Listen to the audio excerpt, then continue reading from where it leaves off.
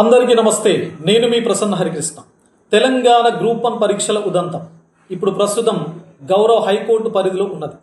ఈరోజు వాద ప్రతివాదనలు జరిగినటువంటి నేపథ్యంలో ప్రభుత్వం వైపు నుంచి వాదిస్తున్నటువంటి ప్రభుత్వ లాయర్ గారు ఒక స్పష్టమైనటువంటి ఇండికేషన్ తెలంగాణ సమాజానికి ఇచ్చే ప్రయత్నం చేశారు. ఒకే నేపథ్యానికి సంబంధించినటువంటి ఇద్దరు గ్రూప్ 1 ఆస్పిరెంట్స్, ఒకరు తెలుగు మీడియం, మరొకరు ఇంగ్లీష్ మీడియం నుంచి కనుక రాస్తే ఇంగ్లీష్ మీడియం స్టూడెంట్తో తెలుగు మీడియం స్టూడెంట్ ఎఫిషియన్సీ ఉన్నా, స్ట్రెంగ్త్ ఉన్నా కూడా కంపీట్ కాలేకపోతున్నాడు అని చెప్పేసి వారు తన యొక్క వాదనను వినిపించడం జరిగింది. సో ఇది చాలా తీవ్రంగా నేను ఖండిస్తా ఉన్నాను.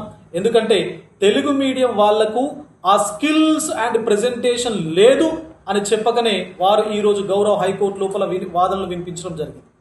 ఇంకొక స్టెప్ ముందుకు వేస్తే వారు మరొక ఎగ్జాంపుల్ కూడా కోట్ చేశారు. ఆదిలాబాద్ జిల్లా లోపల ఒక ప్రభుత్వ పాఠశాలను విజిట్ చేస్తూ ఆ ప్రభుత్వ పాఠశాల లోపల కేవలం 7 మంది మాత్రమే ఫస్ట్ క్లాస్ నుంచి 10th క్లాస్ వరకు ఉన్నారు స్టూడెంట్స్ అని చెప్పేసి, పక్కన ఒక 1.5 కిలోమీటర్స్ దూరం లోపల ఉన్నట్టు ఒక ఇంగ్లీష్ మీడియం స్కూల్ లోపల చాలా మంది స్టూడెంట్స్ ఉన్నారు. ఈ రోజు పేరెంట్స్ వాళ్ళు పస్తు నుండి కూడా ప్రభుత్వ పాఠశాలలు కాకుండా ప్రైవేట్ పాఠశాలకు పంపిస్తున్నారు అని చెప్పేసి వారు చెప్పారు. అంటే వారి మాటల్లో ఏం తెలుస్తా ఉన్నది అంటే ప్రభుత్వ పాఠశాలలకు ఒక నిబద్ధత లేదు, ప్రభుత్వ పాఠశాలల లోపల విద్య సక్రమంగా జరగట్లేదు అని చెప్పేసి వారు మాట్లాడినట్టుగా నాకు అనిపిస్తా ఉన్నది.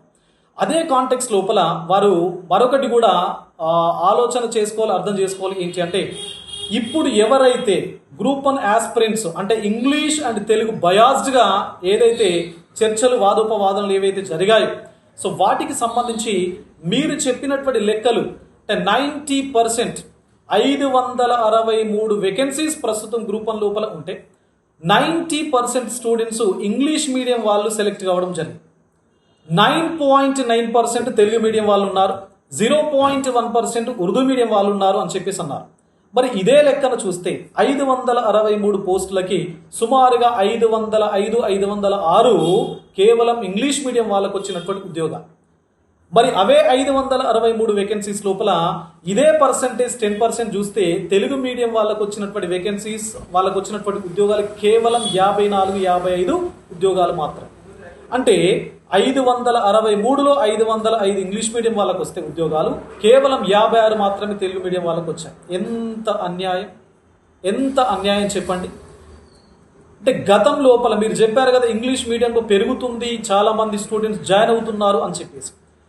మరి ఇప్పుడు గ్రూప్ 1 పరీక్ష రాసింది 20 సంవత్సరాల క్రితం చదువుకున్నటువంటి వాళ్ళు గ్రూప్ 1 పరీక్ష రాశారు. 20 సంవత్సరాల క్రితం అసలు తెలుగు మీడియం చదివించడానికి తల్లిదండ్రులు పస్తు నుండి ప్రభుత్వ పాఠశాలకు పంపించినటువంటి నేపథ్యం ఉంది. మరి అలాంటి కాంటెక్స్ట్ లోపల ఇంగ్లీష్ మీడియంను ఏ విధంగా మీరు సుపీరియర్గా చూసేటువంటి ప్రయత్నం చేస్తారు? మరి చాలా డాక్యుమెంట్ మీరు ఇచ్చినటువంటి ఇన్ఫర్మేషన్ స్టాటిస్టిక్స్ చాలా స్పష్టంగా చెప్తా ఉన్నాయి. 90% ఎక్కడ, 10% ఎక్కడ. కాబట్టి దయచేసి నేను మీకు విజ్ఞప్తి చేస్తూ ఉన్నాను. తెలుగు మీడియం అనేది అత్యద్భుతమైనటువంటి స్కిల్స్తో, ప్రెజెంటేషన్తో కూడుకున్నటువంటి ఆ స్టూడెంట్స్ ఇప్పుడు గ్రూప్ 1 పరీక్ష రాశారు. కాబట్టి వారి యొక్క స్కిల్స్ని కానీ వారి యొక్క ప్రెజెంటేషన్ మీరు తక్కువగా చూసి మాట్లాడేటువంటి ప్రయత్నం ఎట్టి పరిస్థితుల్లో చేయొద్దు. ఇది యావత్ తెలుగు జాతికే ఇది ఒక రకమైనటువంటి మచ్చ అని చెప్పేసి కూడా నేను చెప్తా ఉన్నాను. నమస్తే.